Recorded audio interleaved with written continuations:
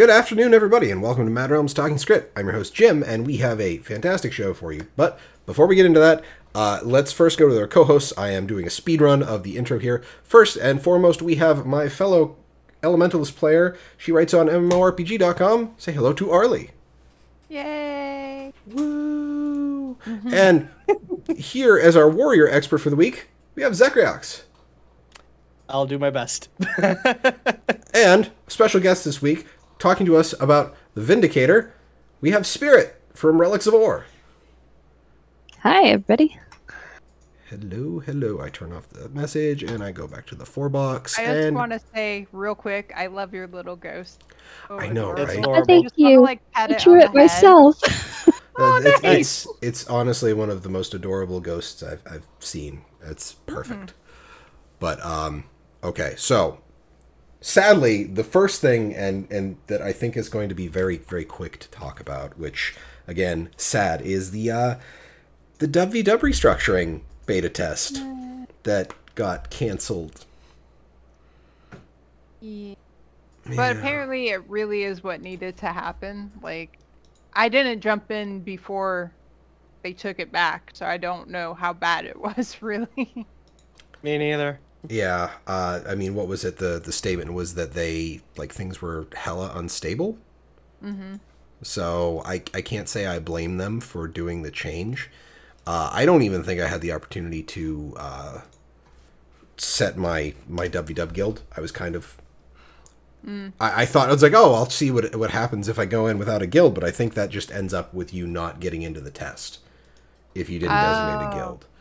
No, it only happened on EU, so NA servers didn't get in at all. Oh, it was okay. done before it even got to our reset, so we didn't get to play. Okay, I didn't realize it happened that quickly. Oh yeah, it was That's posted. good, though. Yeah, Fire Attunement posted the update 23 hours ago, so that would have been 2:30 p.m. EST. We've encountered a number of issues with the initial beta of World Restructuring, and we've decided that our best course of action is to revert back to the linking system. So they cycled the maps, which forced people out. So it sounds like instead of like the old, they actually completely built an entirely new system, is what it sounds like. Well, I mean, essentially, they kind of had to Yeah. for what they're trying to do. I don't know if there's a really good way to fix. At least I haven't thought of any really good way to fix the issues in World versus World in a overall way that would be good for everybody without rebuilding like the stuff behind it of how all of that works. Because part of the problem is the servers, not servers running, server population and all that. 7-bit is saying that it was just load. Like, it seems like it was just buckling under the number of people who were logging on for it. Yeah. They did say in that post that they are going to be posting more information about it once they've got things sort of settled on their end. So it'll be interesting to see what they have to say about it. Yeah, that'll be really cool to hear. I'm interested in the technical aspect of it. Yeah. Just from a networking standpoint, because redoing this entire system, I mean, obviously they haven't fixed it. They announced the Alliance system how long ago? Before almost 3 years ago, I believe. Longer. Yeah, because that was I want to say it was like mid Heart of Thorns. It was not that long after they did the update to Heart of that they were starting. Oh, the big April update that they did. Okay. Jeez. And the queues were insane. Okay. Well, thankfully, since it's just a beta, it's not a controversial thing. So yeah imagine if it was like an actual launch. It's like, well, oh no. And I mean, that's part of why it's good that they decided to go with doing it this way instead of waiting for the expansion to do it, because it gives them the ability to test parts of it leading up and work those parts in a better way than just being like, here's everything, you know? Yeah. So, as much as I would have loved to talk about the rampant success that was the WW restructuring first beta, that's it. So unless anybody has any final thoughts on that, we can kick over to something that's funnier. Funnier, yeah. Oh yeah. So I'll take that as a no final thought. So we get to talk about the DX11 beta. I've been seeing a ton of screenshots for this, and it's the graphical glitches under DX11 has been like I saw somebody post a texture. I think it was Tom Abernathy retweeted it. It was it looked like Mad King writing, and it was "I see you," and it was just like clipping through a ground texture. Ooh! I just Wow.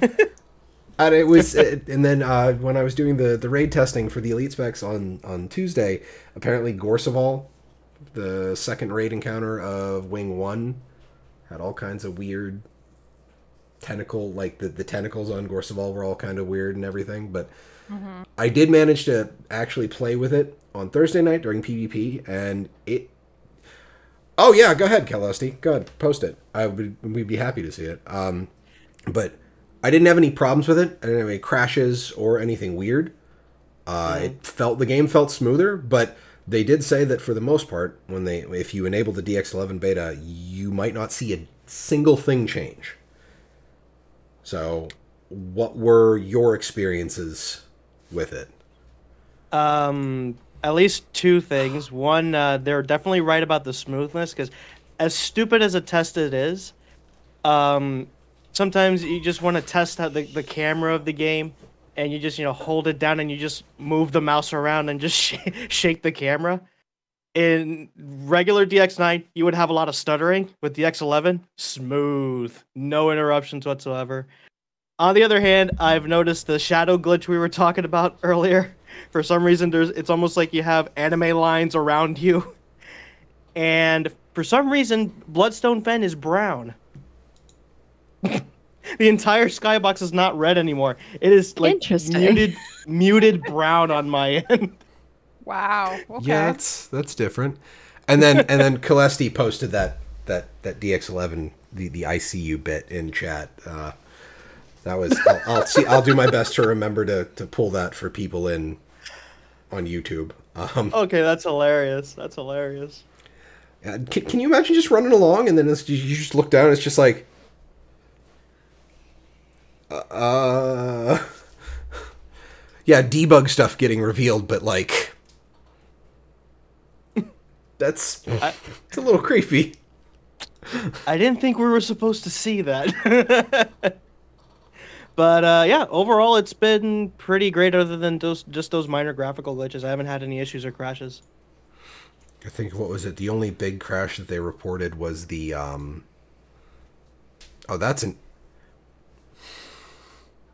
Oh, what happened? Just the image that 7-bit posted. It looks like a voxel game.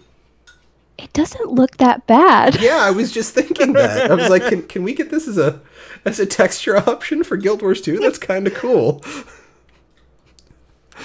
I would honest to God run around in that if that was available. If you Very thought much Guild a Wars testament to how much lighting matters.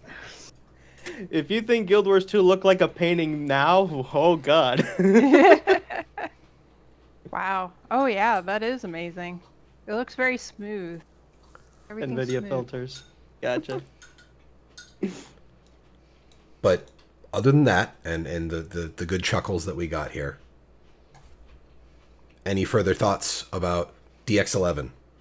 We'll work on it. I'm happy that they're doing it. Good step. Yeah. Good step. Yeah. Who needs textures? Exactly, Mac. Who needs textures? But moving on to the meat of the episode, and this is where I'm really, really happy that as much as I love the DX11 stuff, and as much as I'd like to talk about the Alliance system a lot more, we all know we're going to sit here and talk an awful lot about the elite specs. So What are you talking about? There's no news with elite. oh yeah, there's nothing going on at all. Yeah, no. Oh yeah. So we're gonna go in order of the reveal over the Oh. past week, or the weeks prior. So that means, Spirit, you have the floor with Vindicator. Cool.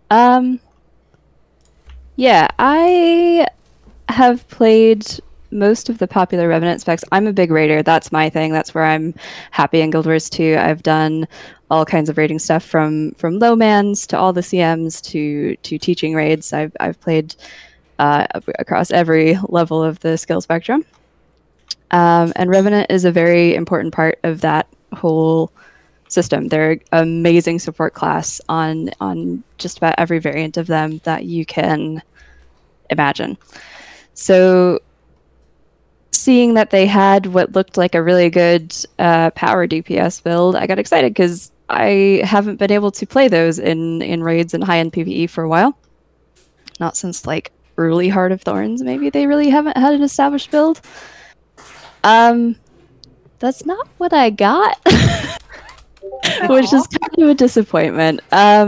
It's very much a class that wants to be two different things in a way.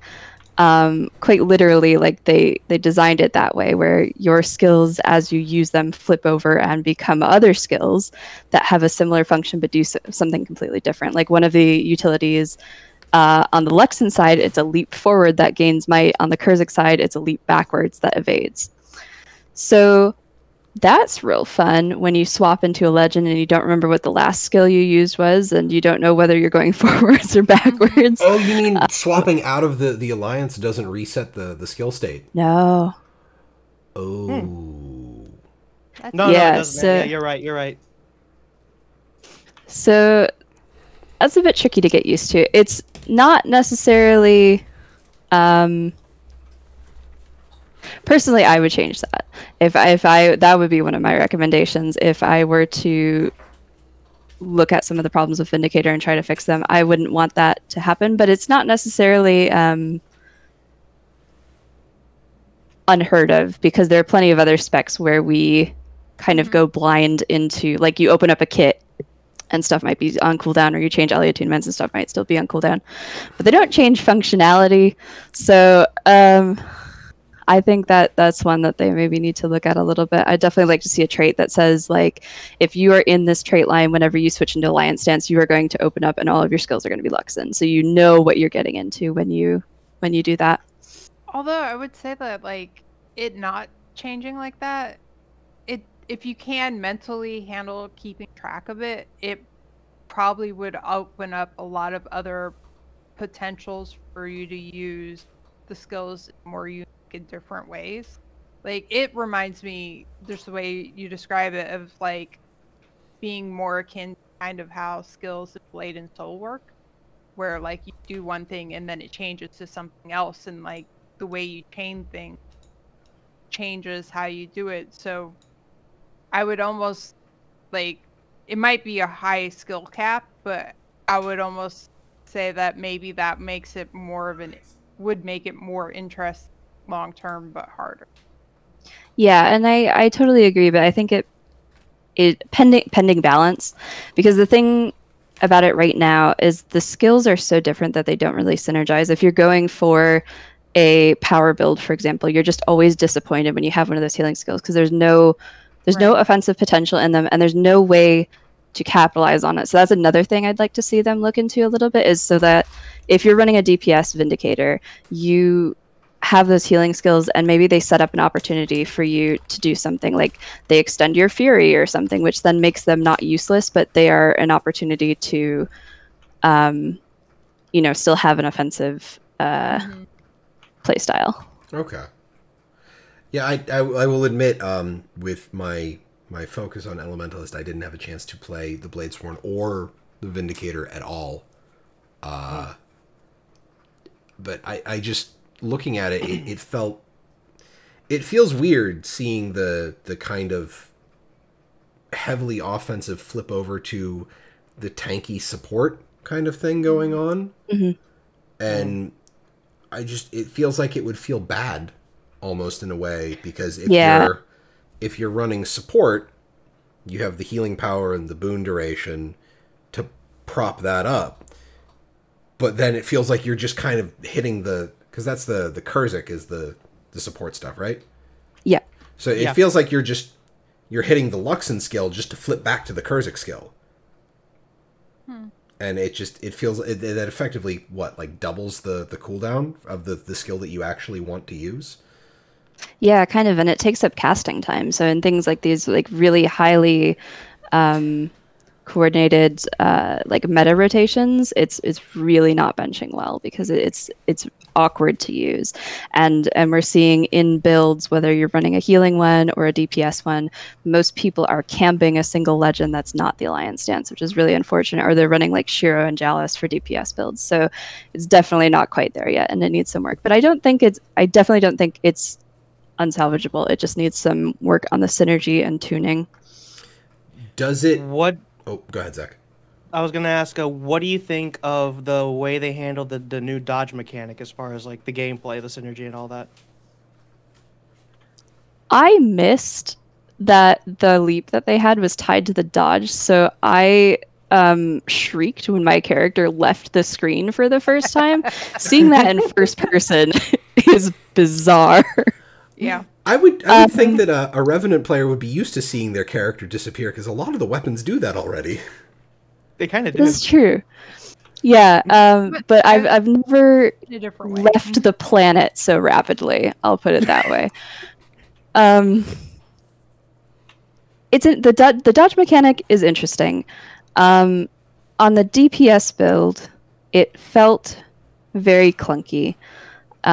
It's sort of once every 15 seconds or so. It's something that you need to do to maintain a modifier, and it's really weird to not have 2 dodges, because that's not something you'd be used to at all in this game, unless you played Mirage in PvP. Only has 1 dodge.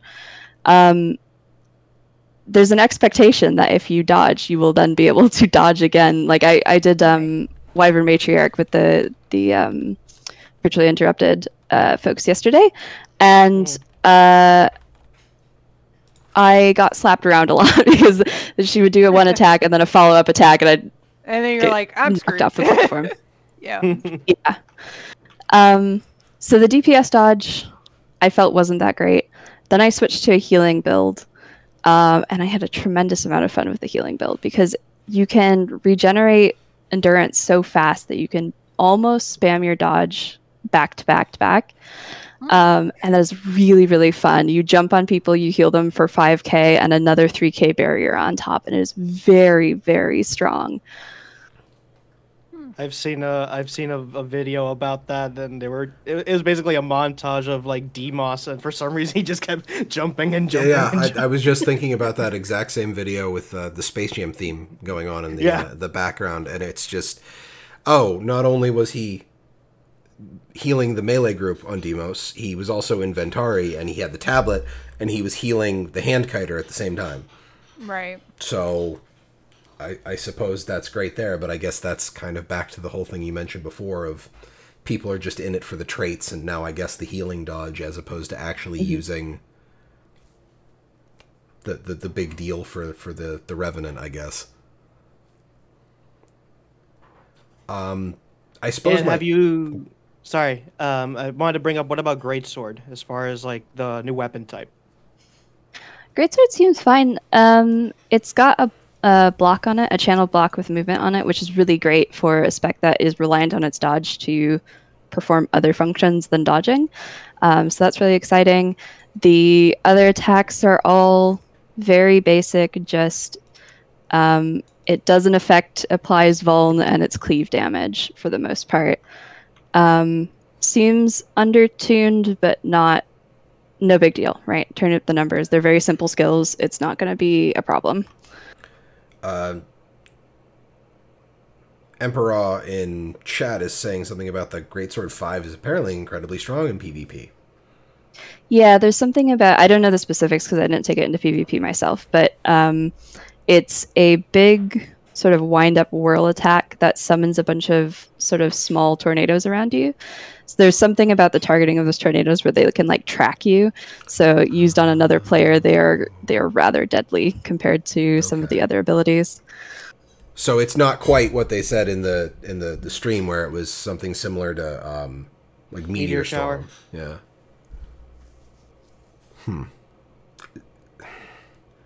Is there anything like that really stood out to you other than the healing on the the dodge, or like something that you like really liked, or? I think the healing on the dodge was my favorite, or like playing it as a healing build. It's incredibly strong. I think it probably puts out more barrier than Scourge at the moment, like unless you're like a really highly specialized healing Scourge, because I play a lot of support builds. It's definitely something that I am an enthusiast about, and it can definitely use that skill way more often than Scourge can use their barrier skills. Wow. Oof. Okay, that's kind of crazy. Now Nice this Scourge. this was a big topic of conversation on the Thursday stream. I was doing PvP with Aaron and Miko. They were both playing Vindicators. Their kind of consensus after 6 games of unranked PvP was that they didn't feel like the Vindicator really had an identity that set it apart from the other elite specs. What are your thoughts on that?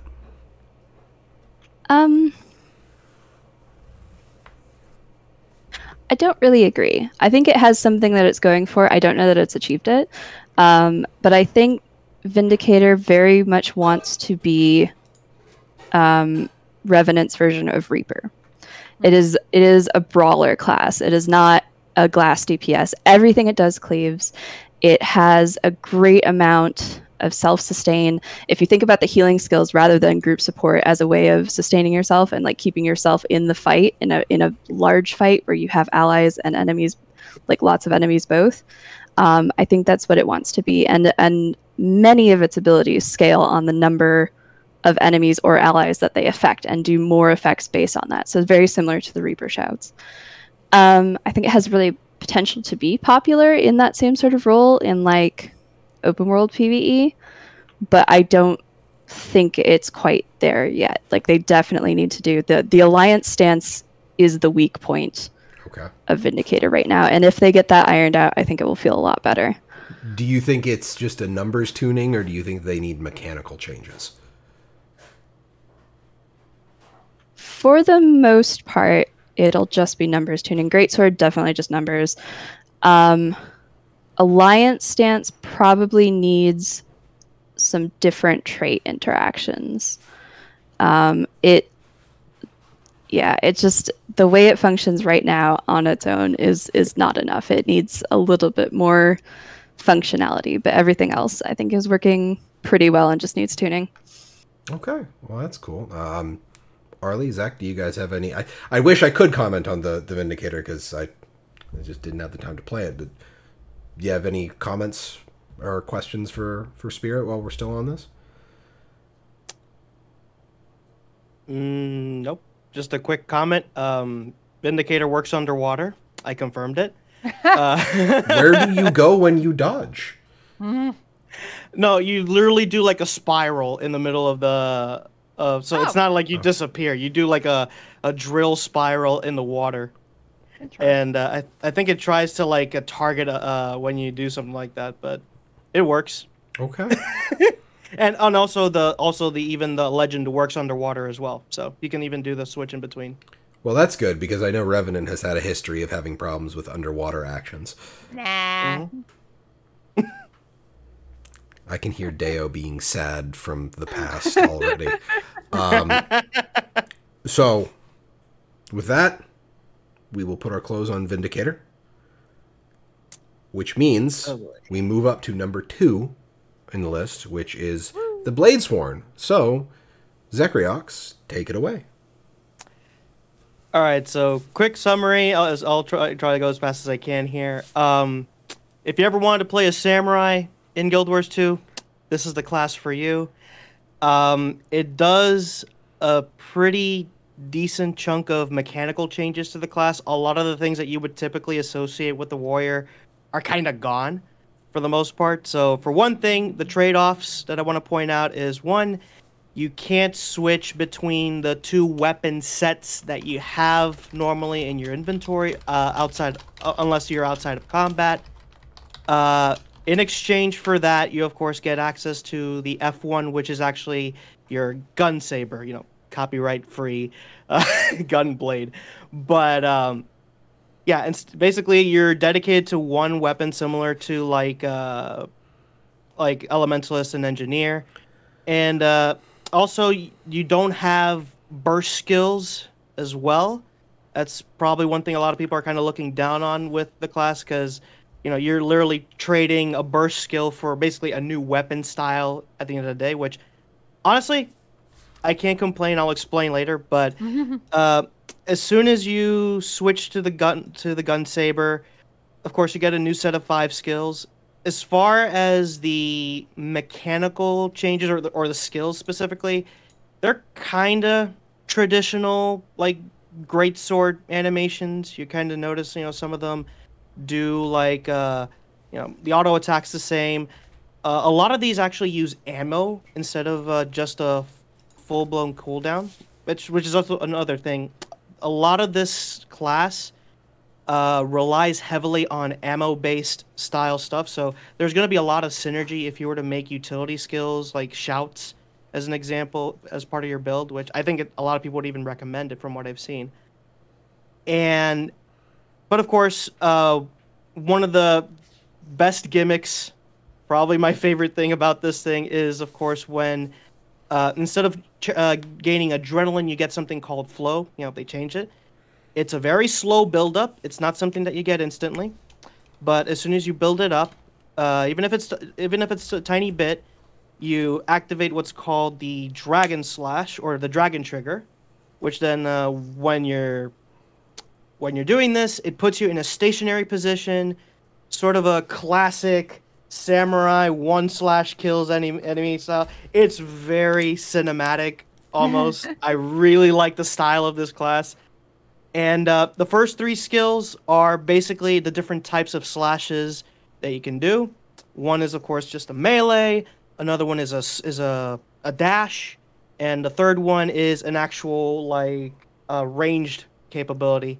The Blade Beam. Now, of course, the Blade Beam. Or the Getsuka Tenshu if you watch Bleach. Now, obviously, the one thing about the Dragon Trigger, and it's pretty much the biggest meme of this class, is that if you charge it enough, if you have a lot of these bullet charges that you see on top of the thing, the more damage you increase. Now, what's funny about the damage increase is that it is extreme damage. Like, insane levels of damage in one single strike.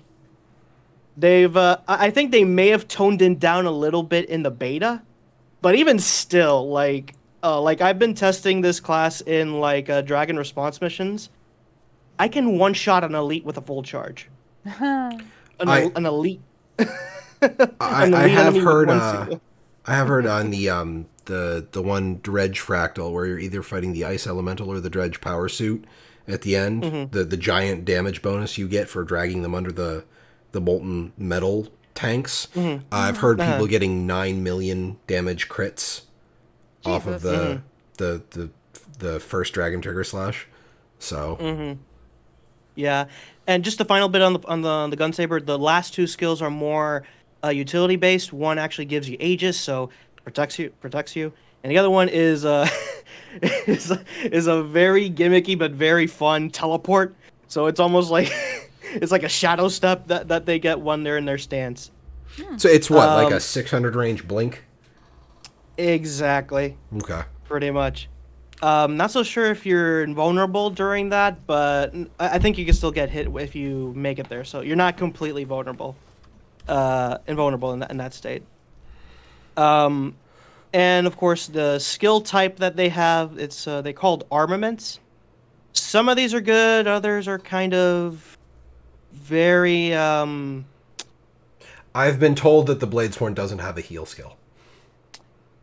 It does, but I do agree that it's not the best we've seen, because what it does is just give you a tiny heal, wait a couple of seconds later, and then you get an even bigger heal later, which is honestly it kind of ruins the flow of the experience, because honestly, if you really need the big heal, you need the big heal. I think you're better off with a different healing option, like To the Limit. Probably is a better alternative. I have been told that To the Limit is probably the best, if only because To the Limit gives you additional positive flow state. Yeah, positive flow. Some of these, like the barriers, I think they're very like situational.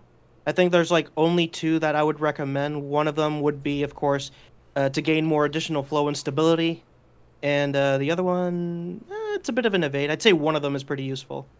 But the elite skill, that thing is pretty bonkers because it affects every type of skill that it involves ammo. So you get one charge back by using this skill, which is pretty handy because a lot of the classes, a lot of this class does use ammo in a lot of its skills, including like the gun saber itself. Now, I do want to ask for the ammo recharge. Is that only currently active skills? Not quite sure what you mean by that. Well, so say you have the gun sword out, because I know that's your weapon swap, and then you F2 to dragon trigger. Mm-hmm. So say your actual equipped weapon is a rifle, and they made that big change to the rifle a few months ago that gave most of its abilities ammo. So if you are in the gun saber, but you hit the elite skill to recharge ammo, does that affect your equipped rifle, or is it only for currently active skills? That I've never tested, actually. Let me actually do that right now, because I'm actually in the middle of the game right now. Oh, boy. Although they charge pretty fast. So they do. It's very hard They do charge incredibly fast, so by the time you're done messing with the gun saber, you're probably fine on the rifle. I think it does. I think it does. Pirate is saying that it does indeed recharge the rifle there, so... Now, I'm not a builds guy myself in this game. Like, I honestly take a lot of I see a lot of other people do the builds.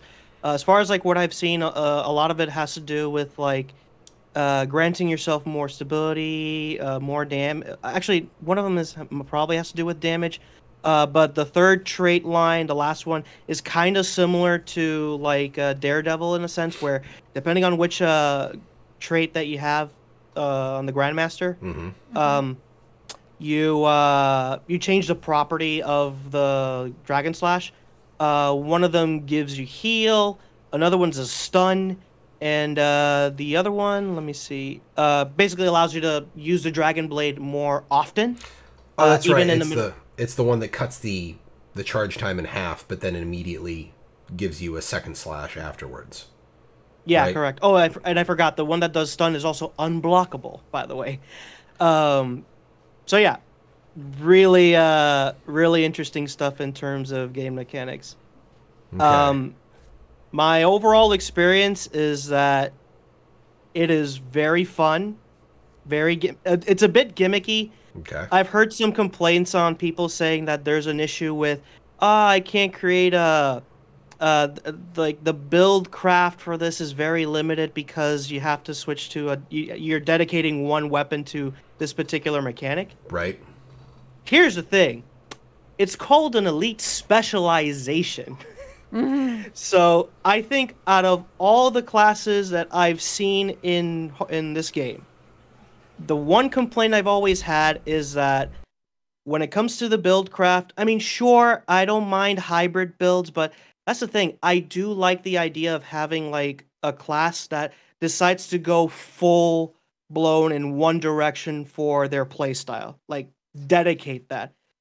And also the name of the class is called Bladesworn, so it has to live up to that expectation too. It is sworn to use this. And even though you may be limited in that aspect, I think it only just makes the class more iconic to use while you're playing the game, and I respect that. Well, that's good. Now, I'm gonna the same. Buddy, relax. He's like, no. Well, it's just Krista went down to get laundry, and how dare she? The front door opened. So, hey, you're retired. Relax. He's like, I'm not retired. You're retired. But he. With the Bladesworn, do you feel that the Bladesworn has an identity and a place in the game?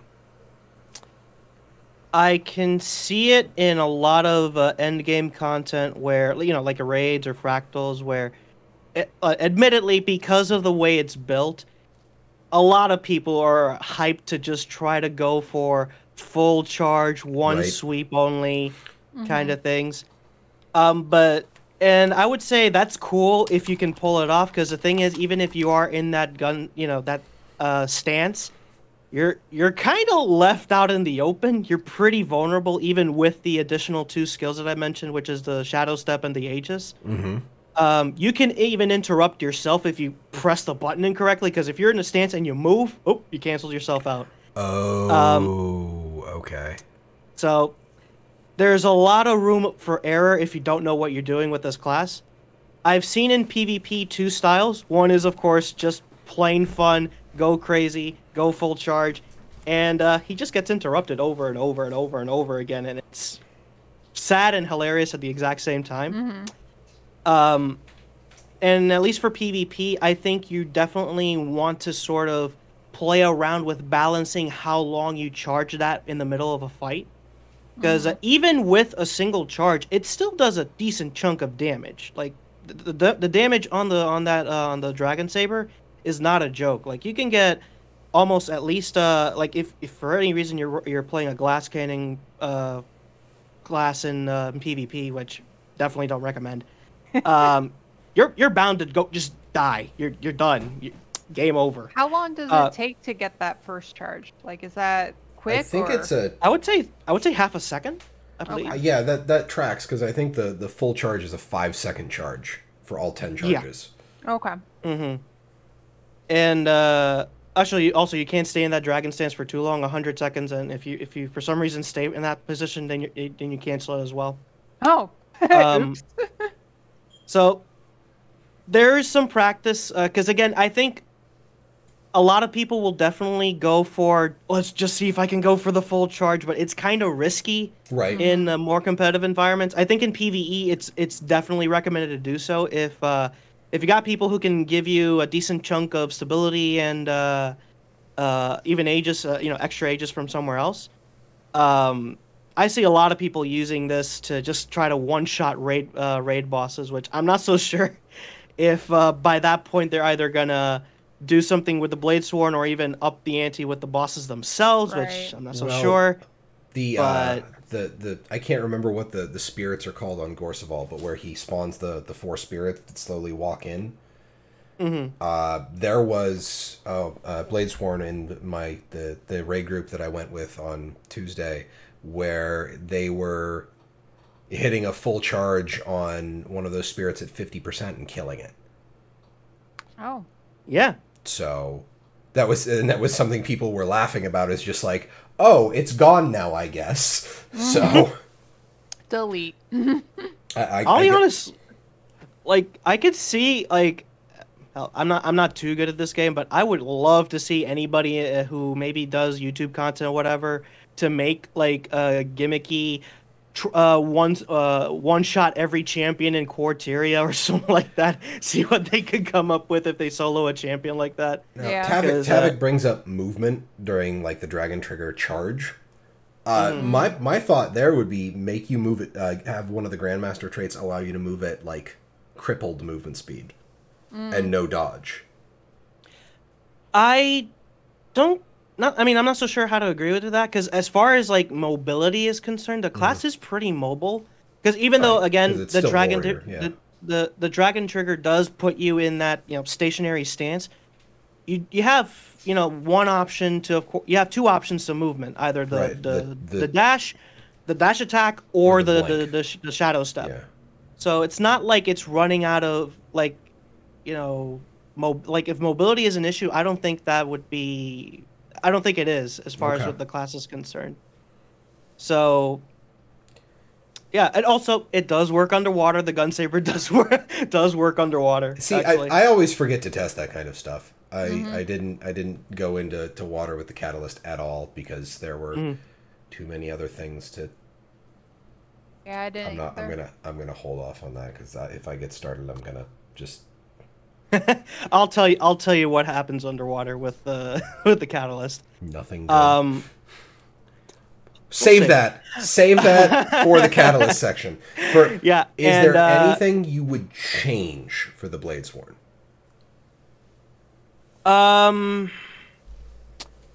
I think it has to do with the flow mechanic specifically. Because, I mean, I think maybe the build-up is okay, because, again, you are taking your time to build up to something really strong, which I completely agree. But if you go out of combat, that thing drains really fast. Like, it's like, yeah, you go out of combat, you're going to have to start from scratch again. I think they need to tone down the recharge, the losing of the points when you're degeneration. Yeah. Okay. Because I think it punishes you way too much. If for instance, like I've been playing a lot of this in Dragon Response missions just to test the spec, and there's gonna be moments where you're gonna have breaks in between the combat, and it just feels kinda sad that it's like, okay, I just finished a fight, I didn't use the Dragon Trigger, and try to move to the next encounter, and all of a sudden, oh great, I ran out. I have to start all over again. Yeah, Celesti in chat is comparing it to Mesmer with clones, so it's just like, it died. There go the clones. Yeah, that's the thing. So I think maybe the degeneration needs to be tuned up, I guess, because again, I don't want this class to be too punishing when you're out of combat. I can see that, because I know adrenaline. I thought adrenaline out of combat drains pretty quick, but I guess it's even faster. I think it drains at the exact same rate as even regular adrenaline. It's just that flow while you're charging it is very slow. The charge rate. Okay. I mean, that's why a lot of the some of the skills that involve flow or anything like that, they build up multipliers to increase the flow during combat. Okay. So you can get it pretty fast if you use the skills, which actually some of these don't even work. I think there was like even a shout. Let me check. It was Berserker Stance. It's supposed to give you a flow of flow 7 or something like that. It's not working. So there's still some. Just a bug there with the interaction. Yeah. Okay.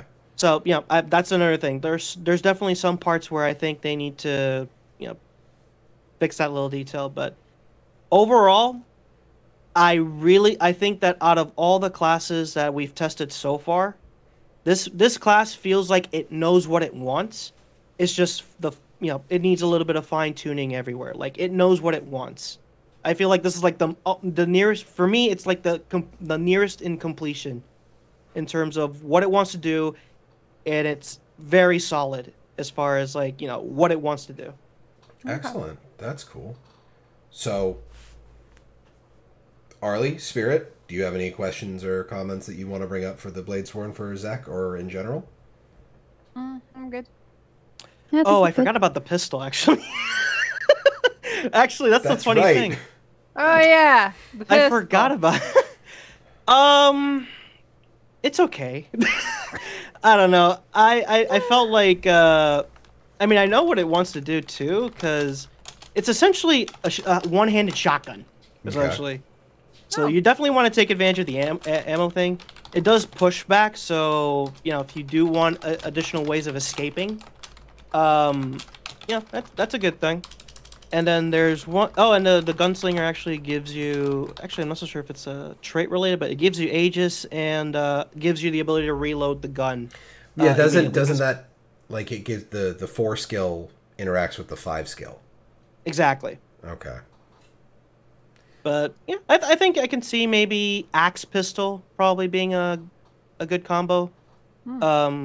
Like either axe pistol, rifle could be a good option. Well, I know I would say 7-Bit was saying he was gonna try and do a rifle shouts Bladesworn build. So yeah, shouts work great with this class. I'll be completely honest. But so yeah, I think again, solid class. I think like this is definitely the one that had the most work done because it shows there's a lot of love put into this class. They wanted to go for like if they wanted to make a classic samurai, but with of course some Jade stuff, mechanic, whatever, with the gun aspect to it. Like they nailed it. I love it. So, if there's no further talk about the Bladesworn, that means we can move on to Catalyst, which, Arlie, I'm going to let you go first. No, you go first. Okay. So, the Catalyst. I remember when I started raiding, there was a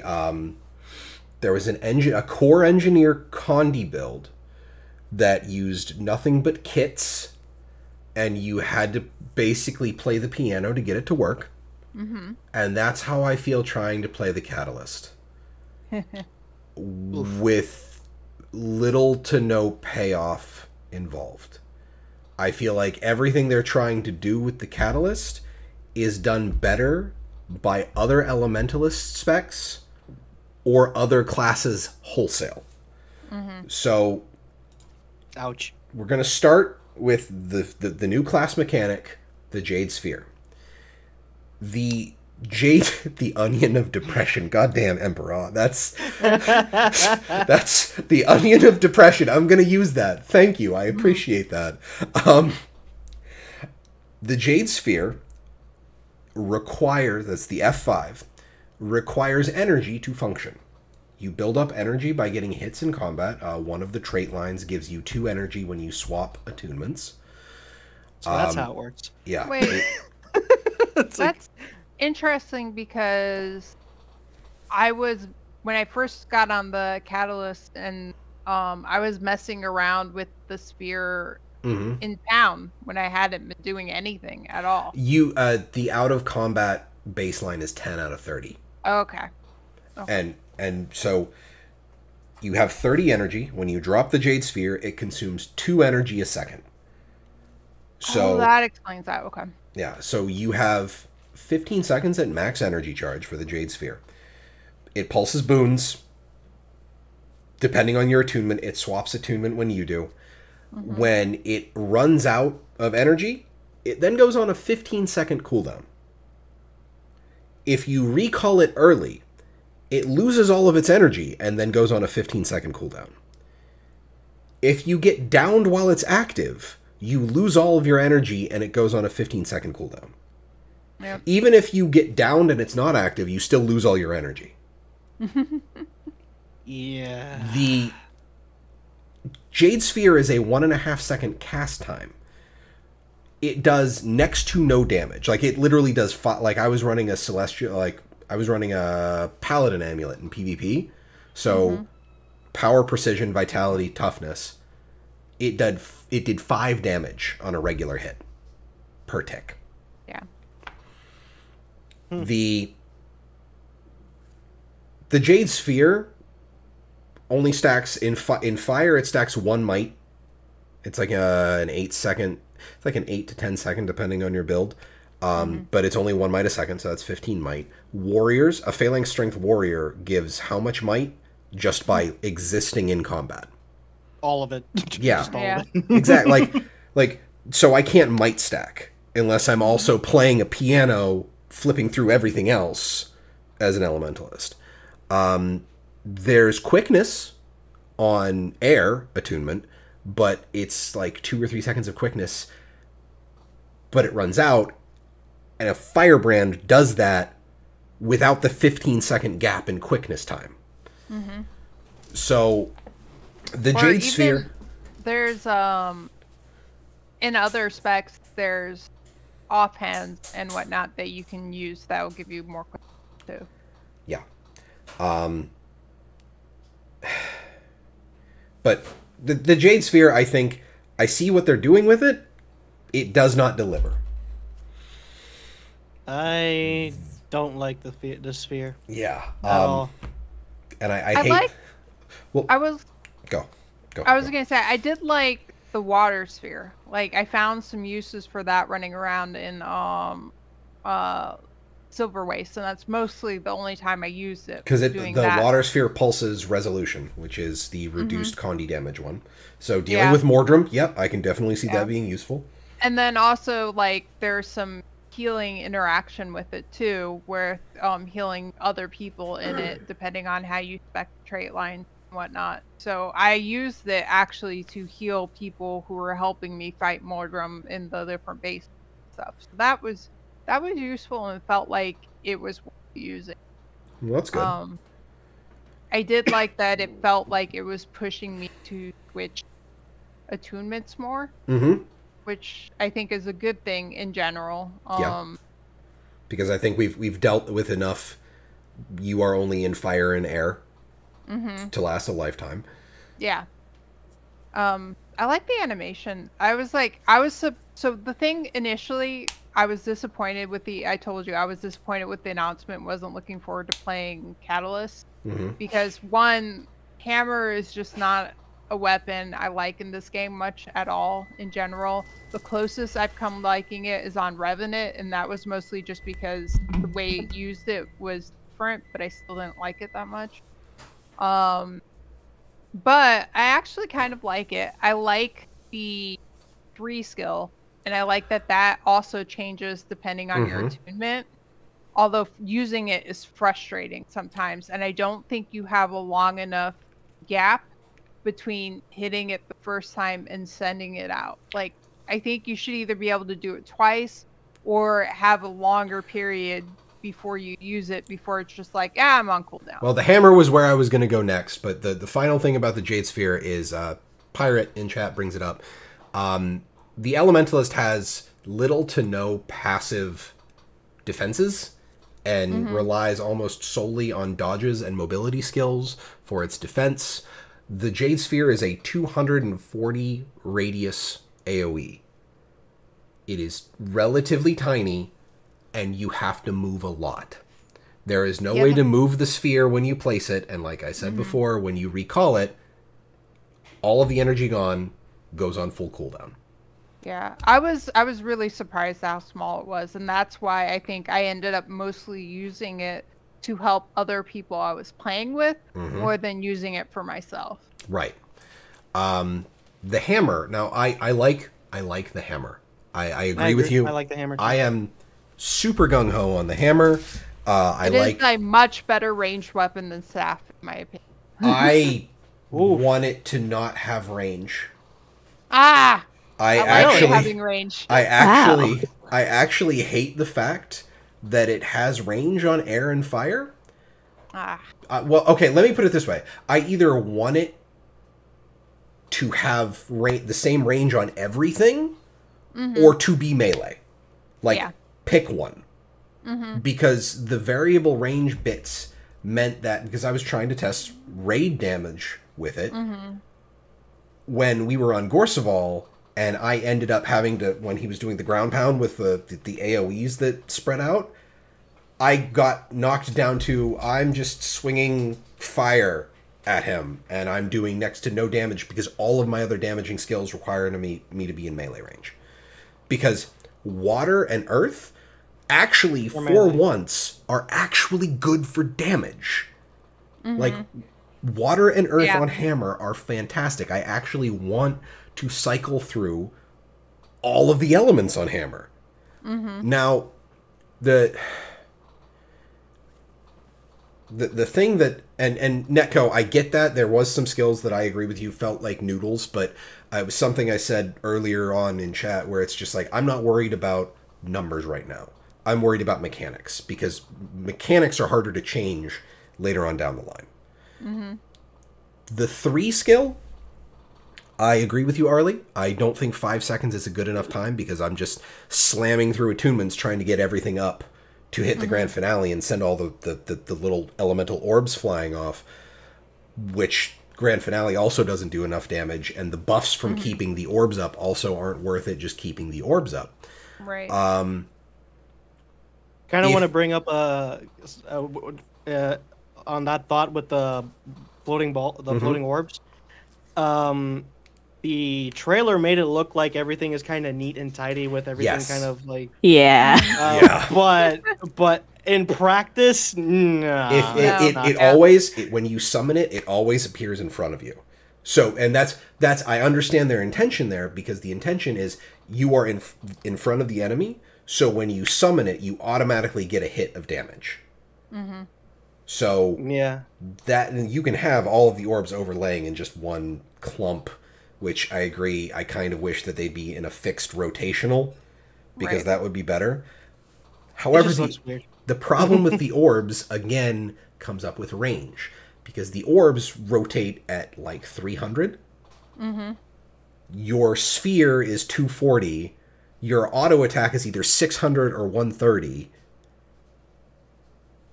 The ranges on this spec are weird. Mm-hmm. Yeah. And I have a problem with that. It's not consistent. You gotta memorize those ranges, because you got... Because if you want main elementalist... if you want the orbs to like do the pass-through damage, you're locked out of using earth and water because they're melee. Yeah. And then there are even enemies where if you're in melee, the orbs go past them. Like they go behind the enemy because the AoE on the orbs is not that big. I was getting frustrated with that too, because I was using hammer mostly at range, but then I'd switch to like fire, and the range on some of it was shorter than what I was expecting it to be. And so then I'd have to come closer, and I wish they would make it more standardized, I agree, across different attunements, because either make it a range or a melee weapon. Like, don't try to mix. But Pirate, how often do you see people with scepter dagger on an elementalist? What is separate? Like, Pirate was bringing up the point of like you can be both melee and ranged, but like it's not an often, like it's not something that people really do. You can, but it doesn't synergize very well, so nobody does it. And that's the problem, is like the weapon itself does not synergize with itself. Yeah. I did like, so in lightning attunement, the 4 skill, it makes you jump back and do a thing in front of you, which once I knew that was going to happen, that was okay. I could prepare for it. I like it as like if you get stuck in melee with something, to break you away so you can use the range again. I like it on that aspect, but again, like with the other things having all the weird ranges, it made that not work as smoothly as I think it would be. The big sneeze. You could say a lot of people got blown away by that skill. Well, sure. my raid lead on Tuesday, it bugged her through the wall on Veil Guardian. Oh boy! Nice. She actually like shot off to her death in the abyss outside of the Veil Guardian thing. So, with hammer out of the way and all of that discussion, so I'm gonna save all of my changes for later, because I have to go through everything to wrap it all up, really. Finally, the utility skills are augments. Now, augments are stances. That's what they are. They are nothing really all that special. The special thing why they're augments and not stances is because if you use the augment within the proper Jade Sphere field, you get an extra thing. Right. Like, for example, the heal skill is, if you trigger it, it is like a half-second cast time, and then it's a buff for 5 seconds. It heals you every second. If you trigger it while you're in the water field from the Jade Sphere, it cleanses a condition with every tick. That's the problem, though, because you have to think. It's much that Spirit was talking about, like the issue with the flip over skills with the Alliance legend. You have to not only have the sphere up, which means generating the energy.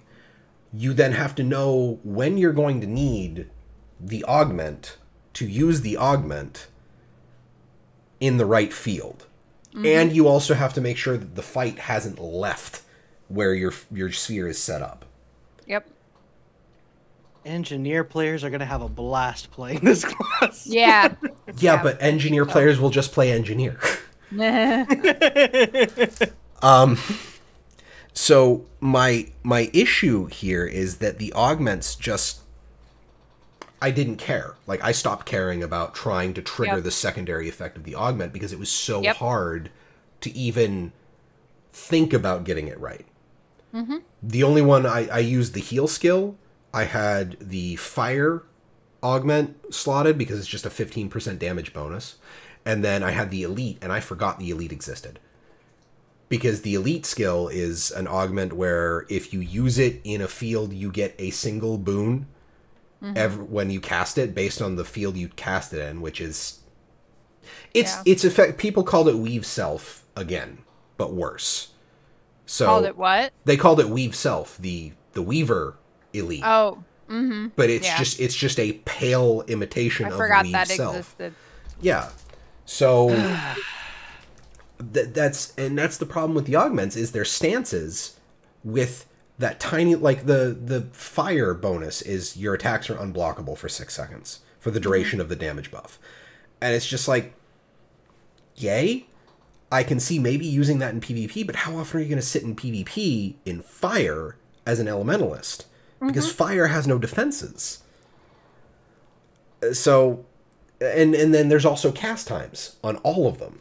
Like, the stun break, the air augment, where you get super speed, because the air augment is a stun break, 50% increased endurance regeneration. If you use it within the Jade Sphere air, you get super speed.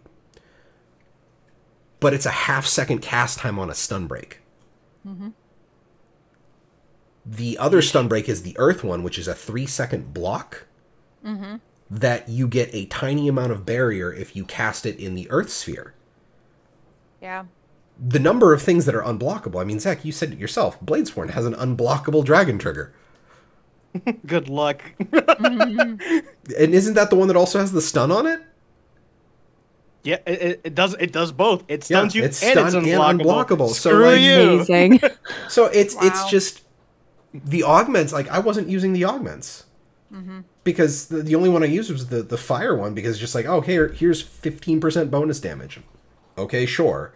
So I just hit that on cooldown, and it wasn't really something that I had to think about, which completely defeats the purpose of the augments, because I'm supposed to be thinking is like, oh, do I want to augment the skill by using it in the right Jade Sphere? So that's everything about Catalyst. What? One more detail. Underwater. How does it work? It doesn't. I'm sorry, what? The field... You can't put it anywhere. You literally have to be near underwater the ground to plant the thing. Wait, it doesn't just cast on yourself?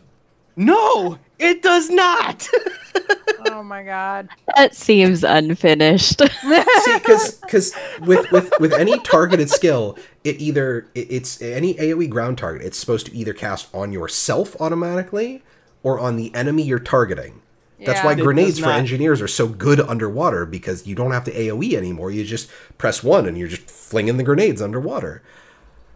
Yeah, all that. Consider that out the window right now in the current state that it is, because it is still a field, and you can't cast it anywhere while you're in the water. You have to be near the groundwater to cast it. You have to be near the floor of the whatever body of water you're in. Yeah.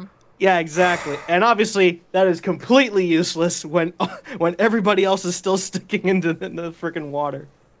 So yeah, that don't work. Okay, so my question to myself, if Arlie, you don't have anything else to say at this point, because I don't want to trample all over any further thoughts you have on the current as it exists. My only thought is like I said, I like it better as a ranged weapon than staff. Like, I hate staff. I've talked about that many times. I hate staff. It's faster. It annoys. It is, but it's boring as shit. Yes. Like, staff is just extremely boring, and that's why I don't like it. But I have to use Catalyst to use the hammer, and there's just nothing about Catalyst that I like enough that would make me stop playing Weaver. Weaver is just much more fun for me. So, like, and I don't know that there's anything that they could do in the current state of how Catalyst is to fix that for me. So yeah, that was a lot of the. I read 8 pages of the at the time 13-page feedback thread on the official forums on Wednesday. Oof. A large number of people. This was me raving. Like I was angry because people don't know how to give proper feedback because they're like, just delete it, and I'm like, just normal. Yeah. Yes, Celeste, I did tell you about this thread. I was telling Celeste about it, and it was like reading. I was transported back in time because it was like reading a Retribution Paladin feedback thread in Wrath of the Lich King. Yeah. Like, it was bad. People had no idea what they were talking about. They're like, delete it, lol. It's terrible, lol. I'm like, what feels bad about it? I just spent the past 15, 20 minutes talking about what feels bad about it. ArenaNet can do something with that. Delete, lol, is not something they can do anything with. Well, sure they could. They could just delete it. Lol. But Catalyst, like you said, there's nothing about it that makes you want to change from your Weaver build. For me, that not only is there nothing that would take me off of my Tempest or Arlie's Weaver build because I started messing with that. Pirate, and that's another problem, Pirate. I'll get to that in a second. Catalyst wants to be boon support, but because of the problems with the Jade Sphere, it can't be boon support. It wants to be a melee bruiser with the hammer, but they only gave you half melee, and you're also an elementalist, which means you don't have the passive tankiness to be in melee. Like, Weaver needed 18 million dodges and evades and heals and barrier to stand up in melee. Yeah. So, there's Catalyst does nothing. It's even worse, I think, than the everything Spirit was talking about with the legendary the Alliance stance, because at the very least, the traits are good, the dodge has at least part of it that seems cool, and it synergizes, and the Greatsword is nice. There's so much wrong with Catalyst right now that I look at the people that say delete lol, and I'm like, that's bad feedback. But I think they're right. I want them to tune it and change things a bit, but I really hope they keep the switching the attunements a lot. Yes, I agree with that. That's the best part. I completely forgot one thing. I forgot to talk about the traits because the traits are a goddamn mess too. Oh. So, okay, top line is everything to do with auras. Right. The first one is hardened auras, which gives you a 2% damage reduction unique buff every time you get an aura, caps at 5. It works much the same as the Willbender Lethal Tempo, where every time you get a new stack, it refreshes the full stack, which is a new thing here. Second skill is another buff when you get an aura. It's called Empowering Auras, where you get a 2% condi and damage buff. Same stack numbers. The third one, which arguably is crazy strong, is whenever you gain an aura, you gain stability. There is no internal cooldown on this. I want them to delete all of these. at least the Grandmaster, I think, would be great on something else. Like, either put it in water, earth, or Tempest. Tempest was the aura spec. Because I remember when people complained when Core Ellie was gutted for aura support to put it all on Tempest. So that's not great. Anyway, I'm going to skip the second line and do that one last because I think that has a lot of potential, but it also has a lot of problems. Bottom line is all to do with Jade Sphere. The first one is when you swap attunements, you gain 2 energy and fury, which I use constantly because, like Arlie said, swapping attunements on hammer is great. And I was getting a lot of fury while I was doing raiding because I liked cycling through all of the elements on hammer. The second one is it gives a boon to allies when you cast the Jade Sphere. It's 5 stacks of might, resolution for water, protection for, or I think it's stability for earth, and I think it's more quickness on air. But it's just when retribution. There is no retribution. I mean, not... resolution for water. Resolution, is the, yeah. Okay. So, it's just when you cast it. and it's just the one boon, and it's not some kind of crazy long stack duration. That's it. You cast it, and it's there. And then everybody's all bunched up in the tiny little circle. Right, and you can hit 5 targets. It's not like it's, you know, given the raid cap of 10. And then the final one is any boons your Jade Sphere applies last 50% longer. Which, again, seems cool, but then you realize, like I said earlier, how much better all of the other boon support classes are at applying boons. Because they don't... I actually disagree. You do? I do. I think that's a fantastic trait. It doesn't give you 50% concentration. It increases the base duration of the boons given by 50%, which means I'm sitting here on a Celestial set. My might that I'm giving on the fire thing is 30 seconds, which is the cap. I am not capped on concentration by any means, but just sitting here in the lobby doing nothing, I am hitting the cap of duration on might. Those boons are way longer than you expect, and the quickness is going to be capped. I'm not saying that there's not problems with the Jade Sphere. There's all kinds of problems with it. Yeah.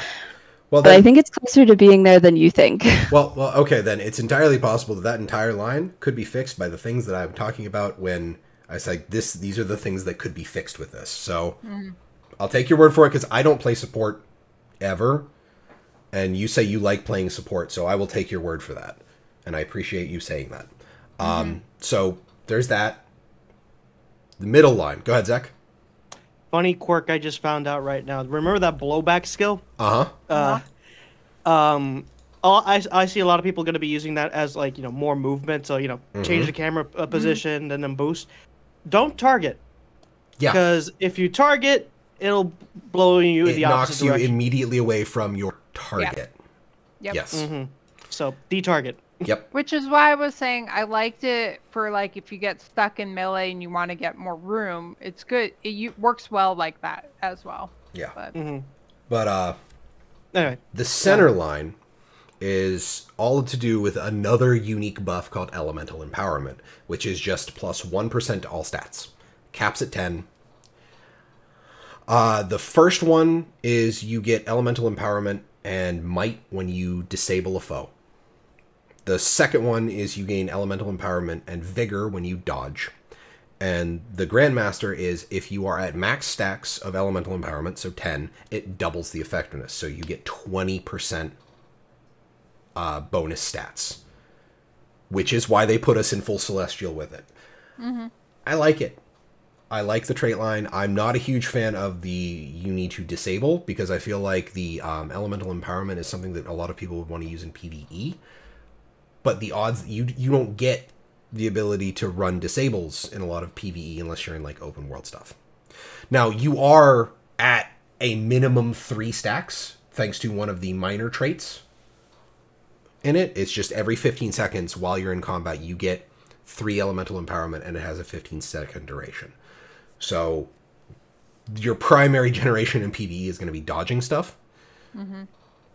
So you kind of have to dodge frequently, but at the very least you're keeping Vigor up on yourself. And if you're running Celestial, that means you also have concentration, because they buffed Celestial to do that, and you dodging stuff is further buffing your Celestial given concentration, because you're gaining stacks of Elemental Empowerment.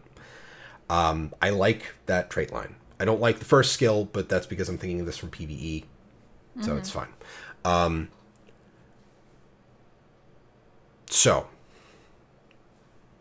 the next bit I have is what I think they should do with it. And I already said the first bit is I think the entire top trait line needs to be scrapped, because the hardened auras and empowering auras buffs, I don't think a trait line needs more than one unique buff that you need to keep track of. It's too much. There's too much going on. I think that the Grandmaster of the stability on auras would be great on Elementalist, just not on Catalyst. So that's me.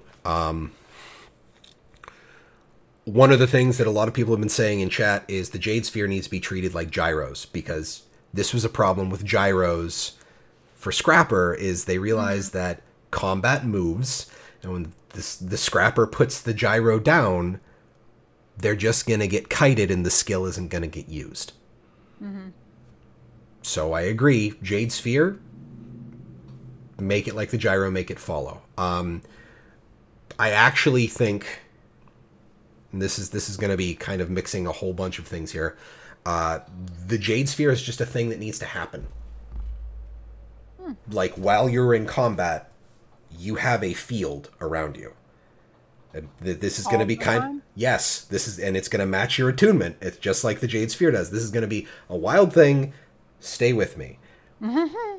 I think that the energy needs to go away. The energy goes to each element. While you are in an attunement, you doing damage builds up your elemental energy for that attunement. If you hit the cap on the elemental energy, it spawns the spinny sphere. So basically the 3 on the hammer, gone. Replace it with something else. Wouldn't that incentivize you to camp attunements more? Hang on, because the Jade Sphere is the F5 is going away, but there is still an F5 in what I'm thinking here. So you get hits in fire. You build up your fire energy. You cap out. You get your sphere. You like the swapping of the elements? Well, I like the swapping of the elements too, because as you get all of the spheres up, you get all of the passive buffs from being capped on your energy. Your F5 is now Grand Finale.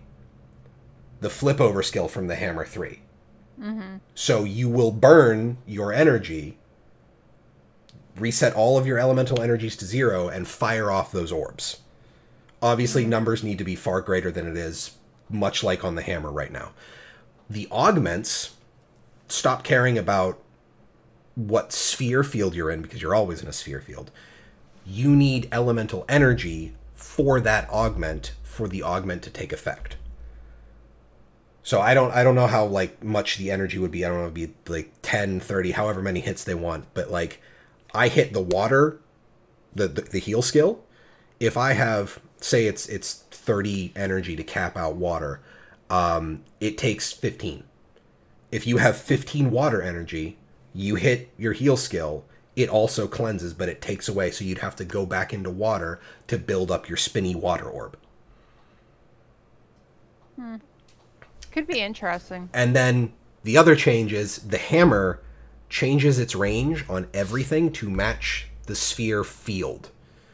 So they started talking about they wanted, catalysts are a steady presence in combat. It's just okay, then the zone of control that a catalyst has to have around themselves is, they're sitting there, they've got their field. If you want to engage on a catalyst, it's much like dealing with a scourge. You have to do it at range, or you have to hop in and CC them, which, much like a bunch of other stuff, if you get CC'd, it would disable the field for a brief time.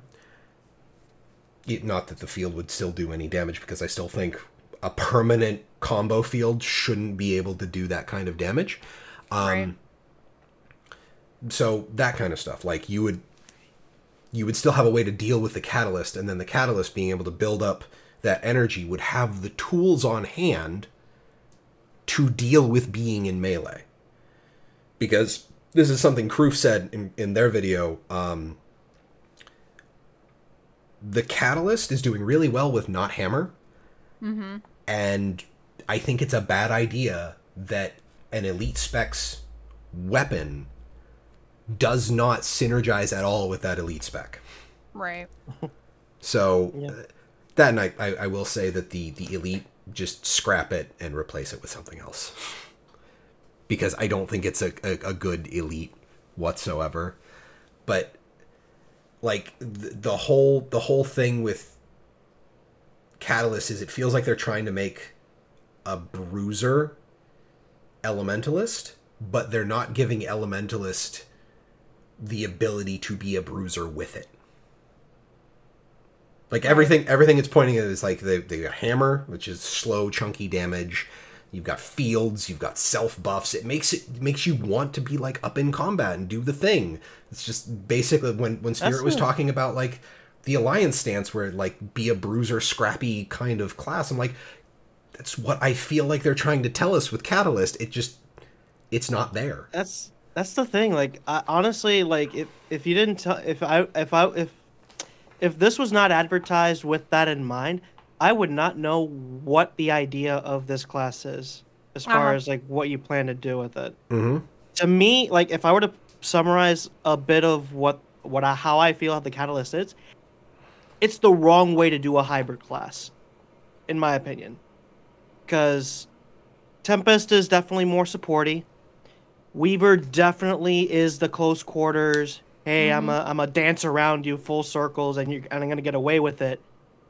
This one is like, I don't know what it's trying to do, because even the weapon is hybrid. It's got range, it's got melee, and honestly, and I'm just testing it right now. It just doesn't feel comfortable to play either.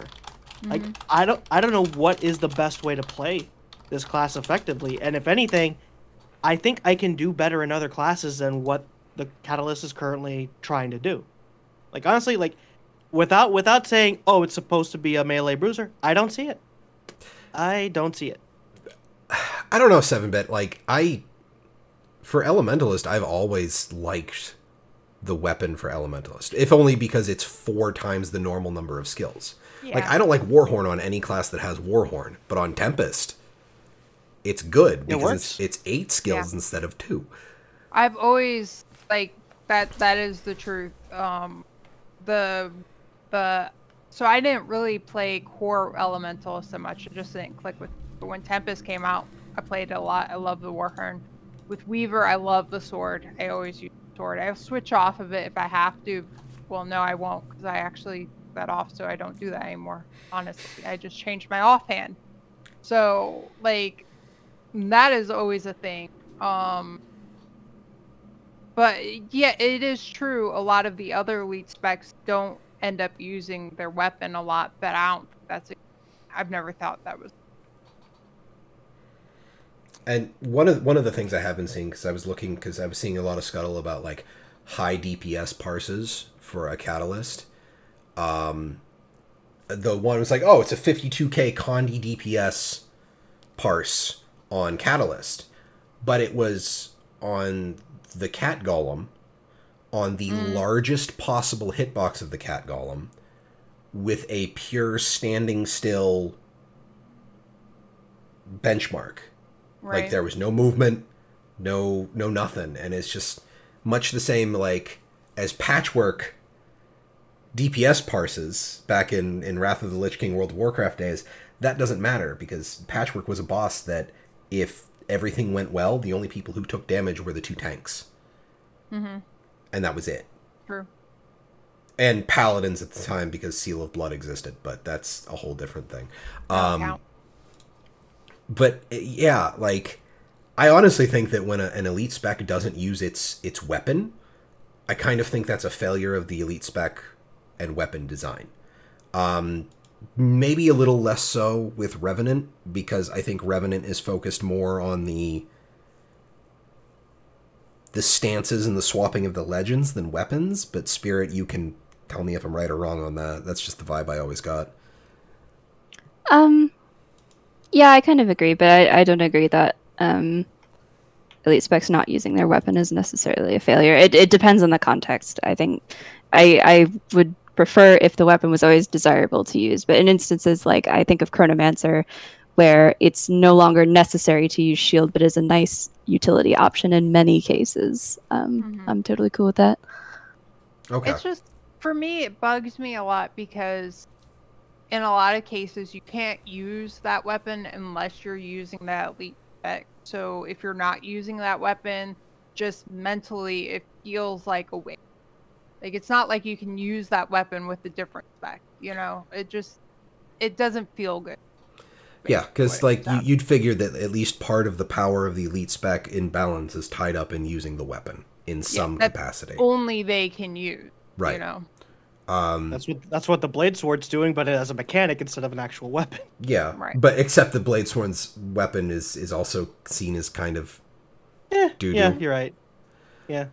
Daredevil, I've seen use staff in PvP in a power sense, but the problem is people go double dagger and Condi because you have like 80% evasion uptime with that, and they still haven't nerfed that goddamn build. Completely different point. But that's like Catalyst. As much as I wanted to like it, the only thing I like is Hammer about it. Yeah, and that's it.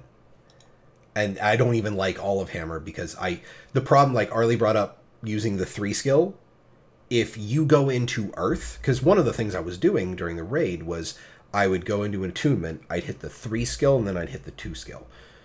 With Air and Earth, those are relatively chunky channels. They do a decent chunk of damage, but you will almost completely drop off your sphere if you don't have quickness. The only reason I was ever able to go into Earth and hit 3 then 2 is because I had permanent quickness from being in a raid group. So the one benefit is when you do cast the sphere again, it resets all of the durations on all of the spheres. So they at least thought about that, but it's not great. And the sphere cast grand finale is, the targeting is so wonky because it's not like you pull the spheres in and then cast forward.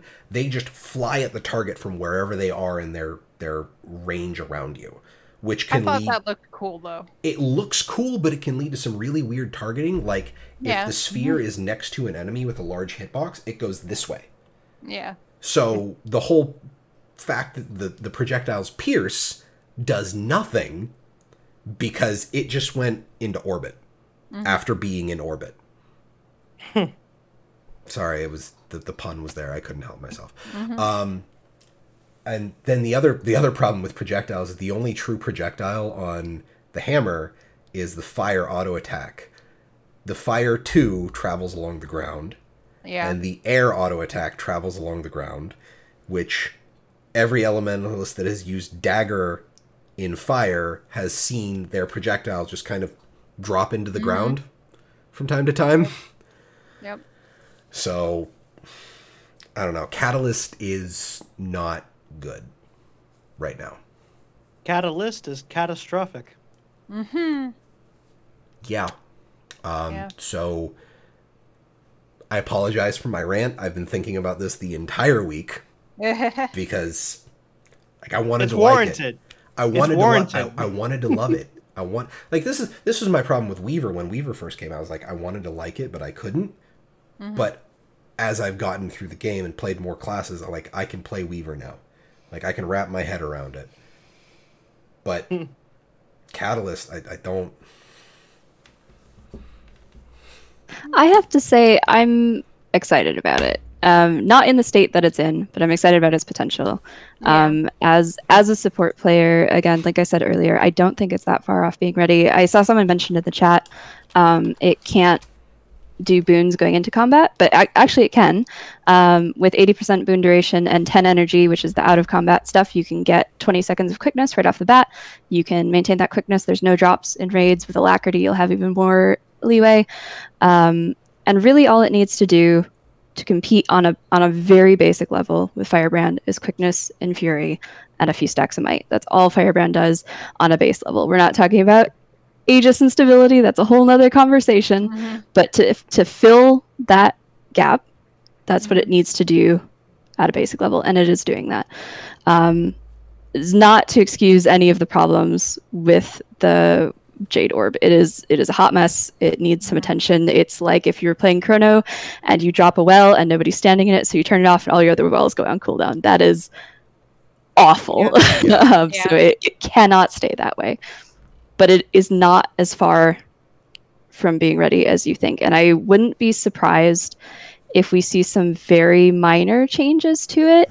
And then as the community sort of learns how it works a bit better, it comes more into favor. But right now, we just haven't had that much time with it. It's been out for like 4 days. We're not totally aware of all the nuances with it. We're still learning all the traits and stuff. The theory crafters are, and there will be changes to it. Give it a little bit of time. I'm super excited about it. Pirate, there is an aura share trait that is in water, if I recall correctly. Yeah. I suppose my whole thing with like the boon share and everything, like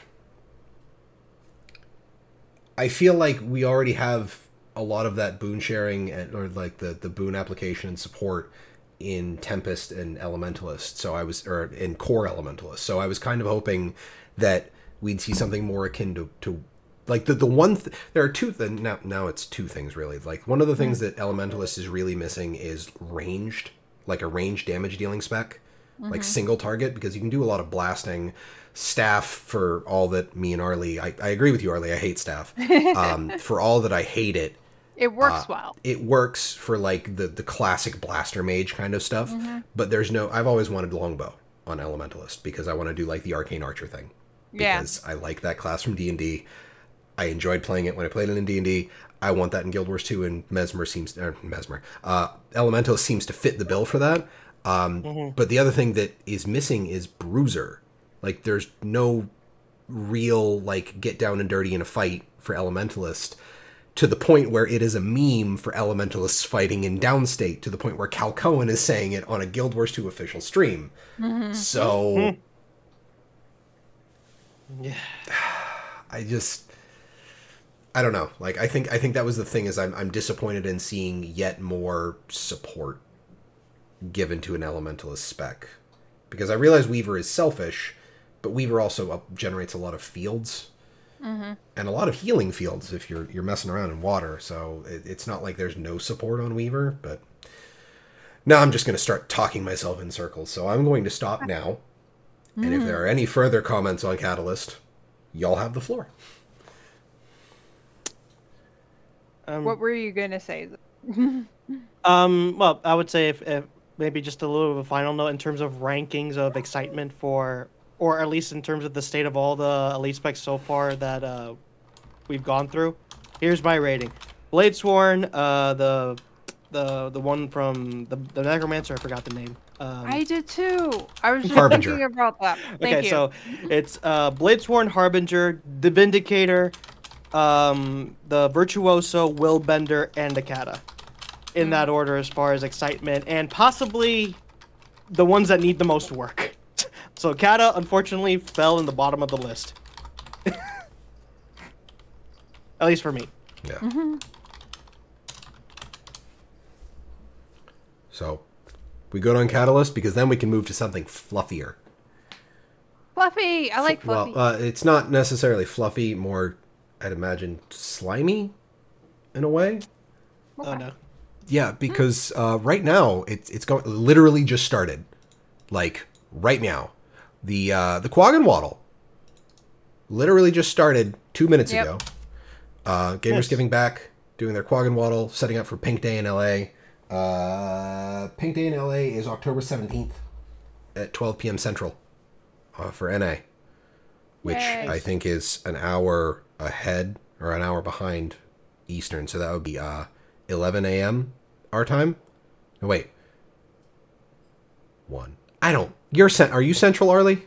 I'm Central. So that would be noon your time on the 17th. Pink Day in LA. Okay. But, I didn't hear what time you said. That's but originally. GamerGivingBack.org. There's the website. They have the stuff on the Quaggan Waddle. Quaggan Waddle is going on right now. Yeah, Quaggan. Setting up for Pink Day in LA, which is always great. I mean, when you have a long-standing celebration in a game where a developer team gives you, what is the Quaggan Waddle about? People turn into Quaggans and they walk through Tyria. It's actually right on at the... It's one of the first big things on the... wait. It should be on there. Click for more information. Yep, the Quaggan Waddle. If you click for more information at the top of the website for the events for Pink Day in LA, it's right on in there. Yeah. So you will literally, like, you'll be in a map and you will literally just see a giant cavalcade of Quaggans. And it's usually a lot of people, like hundreds, easily. I think they end up having multiple squad groups, just marching through the maps. But they do a lot to raise money for can't remember what's the charity they raise for. Oh, Canadian Cancer Society. Yeah. For this one, yeah. So there you go.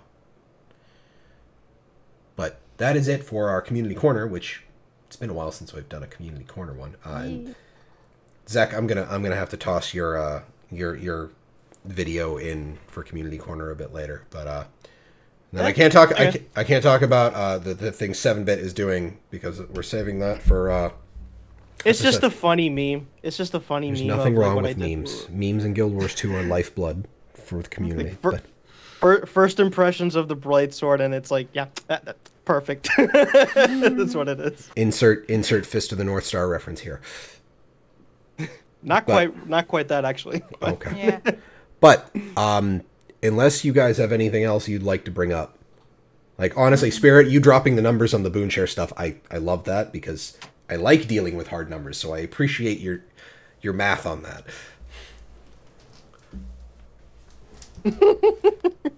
Thank you. Bladesworn, Weeb or die. Yeah, I guess. But if that's it for everybody, I believe we can start moving into the outros. So, Arlie, where can they find you? You can find me on Twitter and Instagram at Arlie82, and I'm still writing about all the things on MMORPG. Yay! And ZeKrioX, where can they find you? You can find me on I could plug this in. You can find me on youtube.com/ZeKrioX for hopefully future content. It could be Guild Wars 2 related or other stuff. Sort of testing the waters. But you can mostly find me on twitch.tv/ZeKrioX when I'm streaming. Or, of course, if you want to look at any updates or comments from me, you can also find me on twitter.com/ZeKrioX. Awesome. And Spirit, where can they find you? I am mysterious and elusive, so I'm really just in Guild Wars 2 itself. My account name is Spiritface, one word, .5089. If you want to get in touch with me for some reason, I don't have anything to plug, but if you are in a guild, send your guild leader a message of appreciation, because I did that for a long time, and it means a lot if you are a guild leader. Oh shit, I'm a guild leader. Appreciate yourself. That's thing too. Treat yourself. Treat yourself. Yes. I suppose. You can find my dumb face on Twitter at MalthanusMMO, and also here on twitch.tv/MadRealms. That's 2 A's in the Mad every Tuesday and Thursday, usually, for more PvP stuff. Well, PvP is on Thursday. Tuesday is random stuff. Me and Arlie have been doing the replay of the Living Story. We're probably going to get back to that this upcoming Tuesday and see how far we can get before End of Dragons releases, which I think one weekend when we have no news, we might just crash through more story just to see if we can get back through everything before the release of the expansion. We were going to do a jumping puzzle. Oh, that's right. We were going to do the Silverways jumping puzzle, but yeah, we'll get there. But you mean the spelunking puzzle? The spelunking puzzle. Yes. Thank you, dear. I was going to say there was that one, but I thought we left ourselves Chalice of Tears. That's right. That's where we stopped because you need to do that for the replay. Great. I get to go through Chalice of Tears again. Yeah. But, ladies and gentlemen, that will be it for us. Thank you all very much for watching, and you have a wonderful evening, and we will catch you next time. Bye, everybody. Bye. Later. See ya.